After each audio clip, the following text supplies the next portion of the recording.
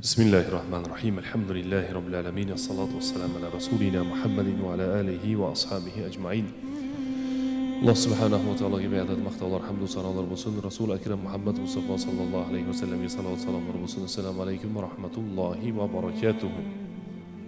Hurmatli mo'min musulmon aka-uka yaqinlar, Alloh subhanahu va ta'ala Ramazon oyi ibodatlarimizni qabul qilsin. Ramazon oyidagi 3-juma Alloh taolo mana shu Cuma ibodatlarimizni, ro'za ibodatlarini, taravihlarni, saharlik, iftorlik, xatm Qur'onlarni Alloh taolo o'zi kuch-quvvat bersin. Qur'oni Karimda Alloh subhanahu va taolo Ramazonni farzligi zikr qilingan o'rinda aytibdiki, Auzu billahi minash shaytonir rojim, ayyaman ma'dudat, sanoqli kunlar deyapti. Ayyaman ma'dudat degani Qur'oni Karimda yana boshqa joyda kelib, vazkurulloha, Alloh taoloni fi ayyamin ma'dudat dedi Alloh taolo, ya'ni Alloh taoloni sanoqli kunlarda eslanglar dedi. Ramazonni ro'zasida Alloh taolo aytibdiki, ayyaman ma'dudat, sanoqli kunlar deyapti. Sanoqli kunlar kelayotganligi haqida hammamizning xabarimiz bor edi. 29 kun yoki 30 kun bo'lishligi haqida hammamizning xabarimiz bor edi. Mana yaqinda bir-birlarimizga Ramazon kelyapti, ro'za oyi kelyapti deb bir-birlarimizni tabriklab aytib turgan edik. Ayyaman ma'dudatni, ya'ni sanoqli kunlarning birinchi 10 kunligi hamda ikkinchi 10 kunligi ham nihoyasiga yetib, uchinchi 10 kunligida o'tiribmiz. Umr ham xuddi shunday, hayot ham xuddi shunday va qilinadigan amallar ham sanoqli kunlar va nihoyasiga yetadi. Ayyaman ma'dudat degan oyat karimani tafsirini ulamolarimiz bir necha uslub yo'llar bilan tushuntirishgan ekan. Ayyaman ma'dudat, agarki sizlar mana shu kunlardan foydalanib qolsanglar, ayyaman ma'dudat yoki sanoqli kunlar kelyapti, sanoqli tunlar bo'ladi, mana shu sanoqli kun yoki sanoqli tunlardan foydalanib qolinglar degan Alloh subhanahu va taoloning oyati karimasi. Payg'ambarimiz sallallohu alayhi vasallam hadisda aytdilarki, ja'akum shahrul muborak, muborak oy keldi, ulug' oy keldi, aziz oy keldi deb aytdilar. Bu shahrni, ya'ni oyni, shu Ramazon oyini boshlanishligida. Ammo boshqa hadisda idza dakhala shahru Ramazon, Ramazon keladigan bo'lsa, jannatning eshiklari ochiladi, do'zaxning eshiklari yopiladi, shaytonlar esa silsila zanjirband qilib qo'yiladi dedi. Ammo oxirgi 10 kunlik haqida. Bugun jamoatimizga aytadigan mavzuyimiz oxirgi 10 kunlik haqida. Boshi bilan o'rtasi va nihoyasi ulamolarimiz ana uni 3 ga bo'lishgan ekan. Masalan, ulamolarimiz bir so'zi borki, kim birinchi 10 kunligida yoki ikkinchi 10 kunligida amallarni bajara olmagan bo'lsa, 3-10 kunligida bajarsin. Birinchi yoki ikkinchi 10 kunligini nihoyasini, natijasini ko'rsatib beradigani 3-10 kunligi degan ulamolarimizning so'zlari bor ekan. Aralashur lavahid deganda 3-10 kunlikda aytiladiki, 3-10 tun ayniqsa juda da muhim bo'lib hisoblanadi. 10 tun. Uni ham bittasi ketdi, mana hozir biz oxirgi o'sha 10 kunligini oxirlarda turibmiz. 10 kunlikni, ya'ni Ramazonning oxiri, Ramazonni birinchi, ikkinchisi ketdi, oxirlarda turibmiz. 10 tunni kim yaxshi o'tkazgan bo'lsa, birinchi va ikkinchi 10 kunlikning natijasini oladi inshaalloh. So'ngra ulamolarimiz mana shu oxirgi 10 kechani, ya'ni 10 kunduz ham birgalikda. Ammo biz aytdikki, kechani savobi nima ko'proq deb ulamolarning so'zini aytdik. Qanday amallar bor desa, bir necha amallarimiz bor ekan. Kunduzi tushunarli. Man soma Ramazona imanan va ihtisaban. Kunduzlarda ro'za tutishlik, Alloh taolaga iymon keltirgan holatda va Alloh taoladan ajr umid qilgan holatda ro'zaga o'rganib qoldik. Ro'zani tutyapmiz, saharlik qilyapmiz. Ba'zan saharlik esdan chiqib qolyapti. Ana u ro'za degan narsani biz tutyapmiz inshaalloh. O'rgandik. Ammo oxirgi 10 kechani qanday o'tkazishligini biz hali o'rganmadik. Oxirgi 10 kechadan biz foydalanmadik va yana aytamizki jamoatimizga Her yili ham jamoatimiz mana shu oxirgi 10 kechadan yaxshi foydalana olmaydi. Ro'zada hamma darajasi bir xil bo'lib turaveradi. Tarovihda daraja boshqacha bo'lib qoladi. O'sha kechki o'qiladigan, ertalab kech o'qiladigan namozda darajasi boshqacha bo'lib qoladi. Qur'on tilovatida yoki e'tikof degan masalalarda. Shuning uchun aytilyapti.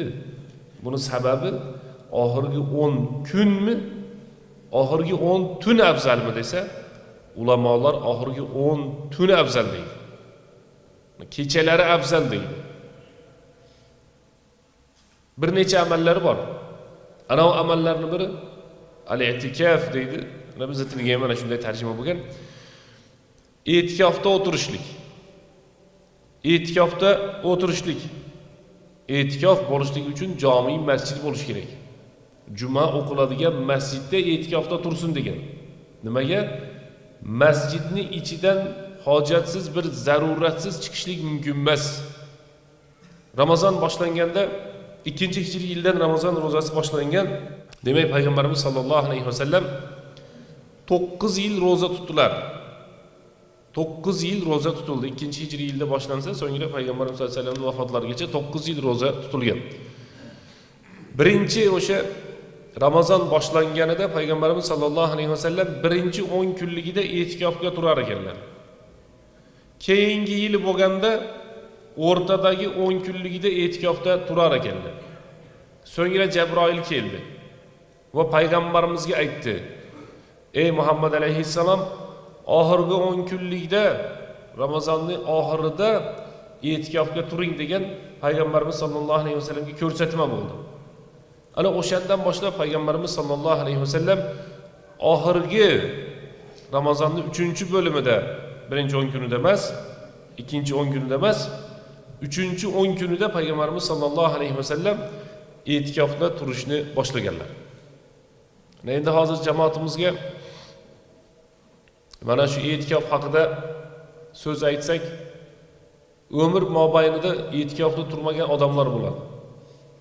Umr mobaynida masjidda bir kun yashab qolmagan odamlar bor. Rossiyaga safar qilib yoki uyda yoki kvartirada yoki yana bir qaysidir joyda oylab yashashligi mumkin. Va o'sha joyda hamma sharoitga ko'nib ketaveradi. Masjidda hamma sharoit bor. Ovqat bor, choy bor, dam olaman desangiz yana o'sha joylar ham bor.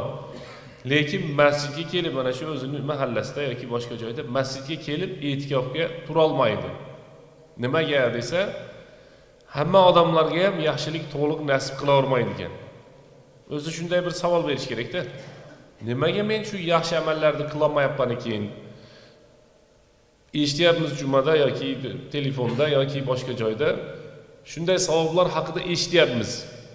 Lekin nima sababdan men qilmadim desa, ona shu odamga shu yaxshilik nasib qilmayapti.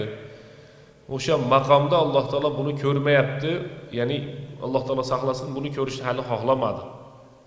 Nimadir xatolar bo'lgan, shuning uchun Alloh taolo o'sha maqomda buni nima qilmadi, xohlamadi.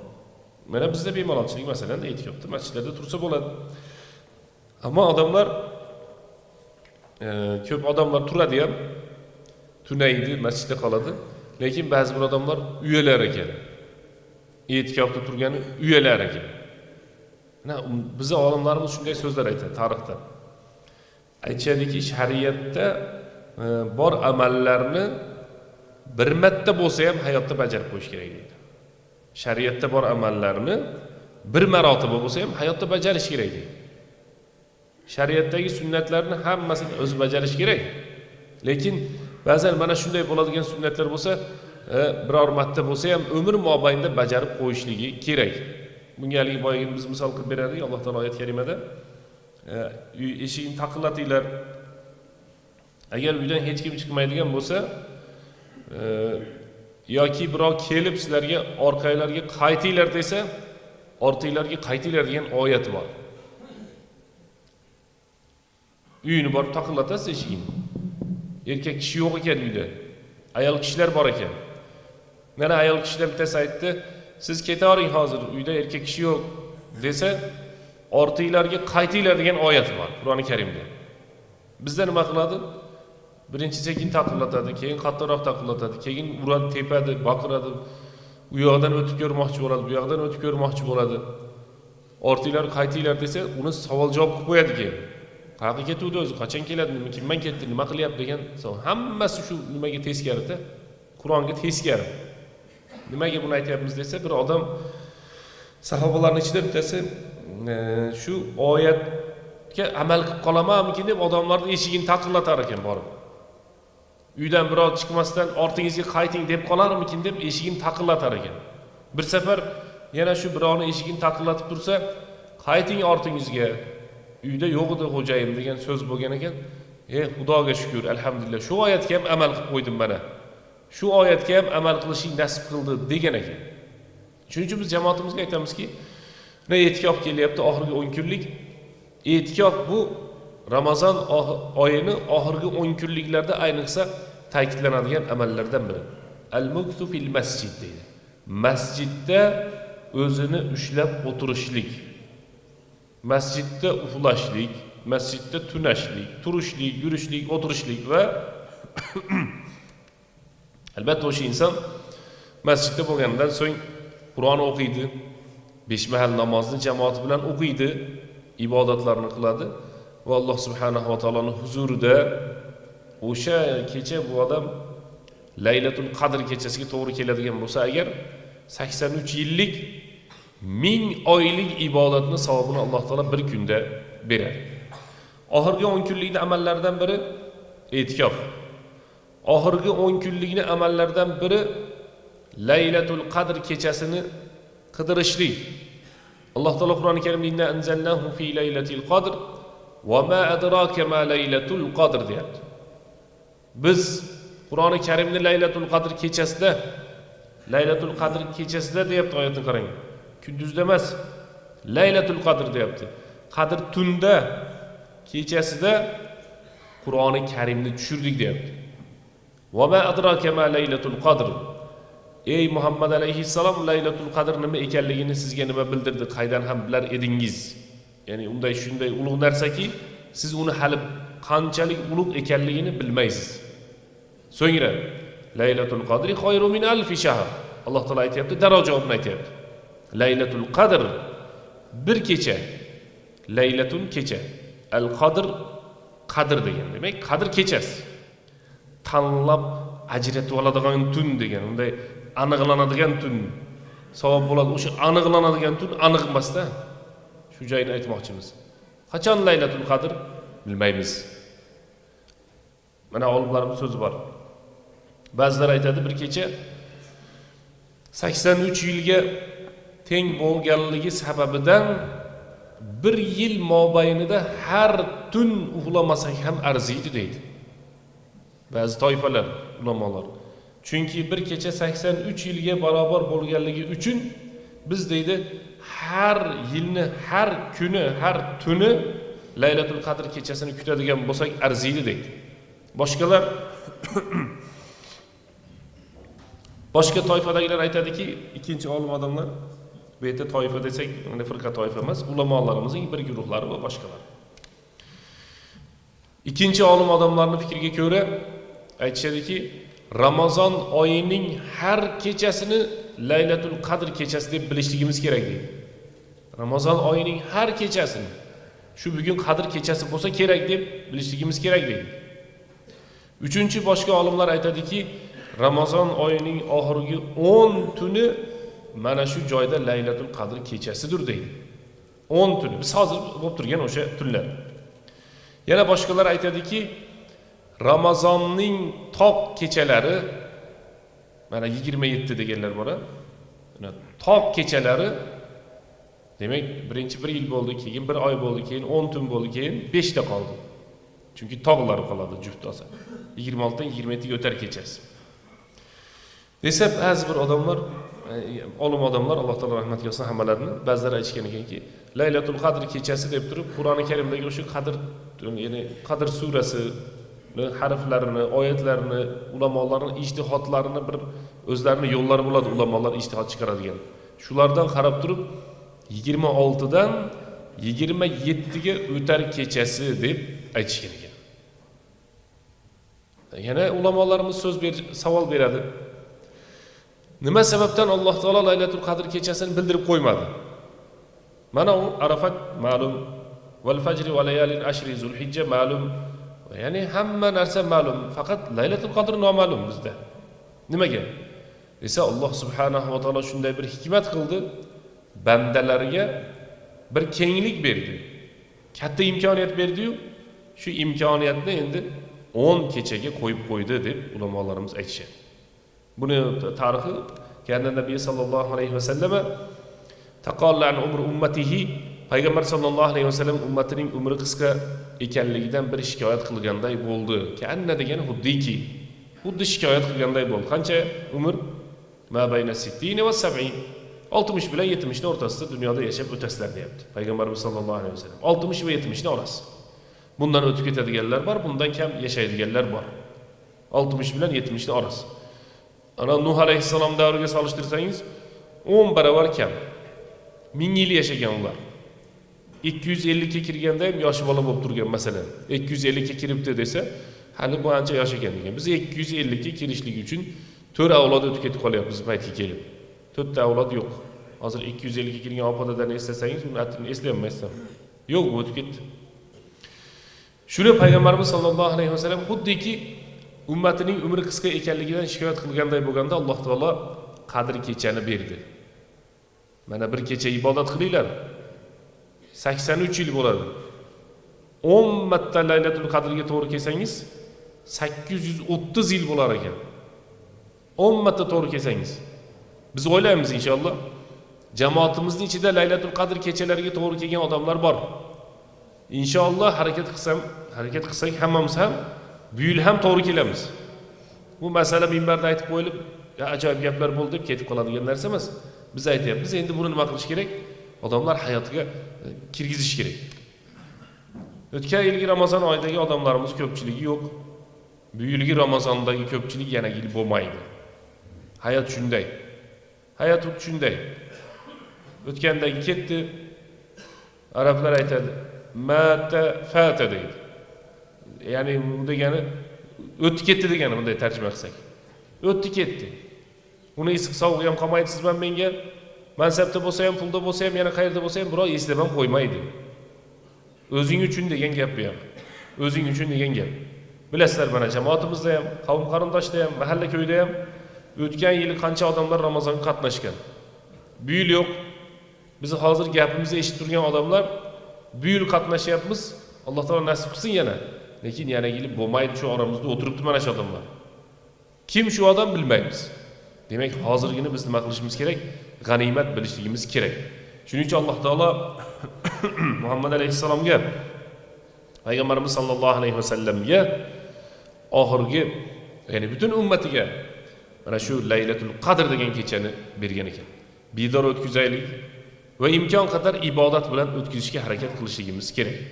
Oxirgi 10 kechani amallardan masjidda e'tikofda turishlik, Laylatul Qadr kechasini qidirishlik. Payg'ambar sallallohu alayhi vasallam oxirgi 10 kun kelgan vaqtlarida yashuddu mizarahu degani belbog'larini mahkam bog'lardilar. Yuhyi laylahu degani tunlarni bedor o'tkazardilar. Mana hozir masjidimizda tarovih namozini 12 rakatini o'qib, so'ngra 2 rakatdan kechqurun o'qilyapti davom ettirib. Va shu yerda qatnashayotgan odamlar bor. Yuhyi laylahu degani tunlarni bedor o'tkazardilar. Yuqizu ahlahu degani oila, bola chaqalarni uyg'otib ibodatga targ'ib qilar ekanlar. Ibodatga targ'ib qilish kerak. Val baqiyatu solihatu xayr. Solih amallar yaxshi.